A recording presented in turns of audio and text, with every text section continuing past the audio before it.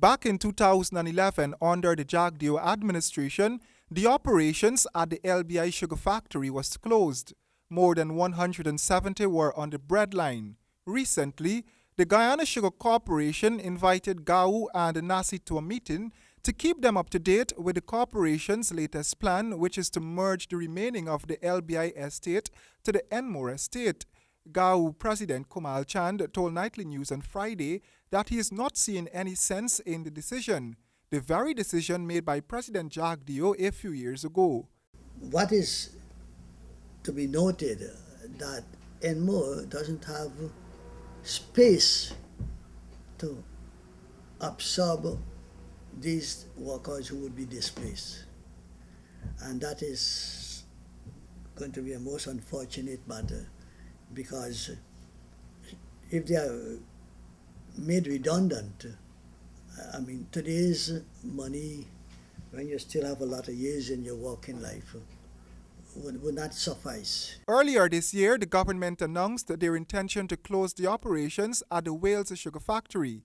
That decision, coupled with GUYSUCO's recent announcement, led GAWU to believe that the government is closing the entire industry bit by bit.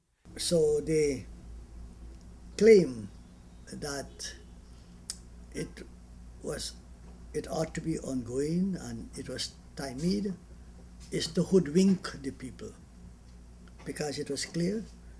And 5 years after the closure, now you come to say you're now completing the exercise. And if the exercise was an ongoing one, then it should have continued after 2011. GAWU said that this announcement came as a total surprise to them.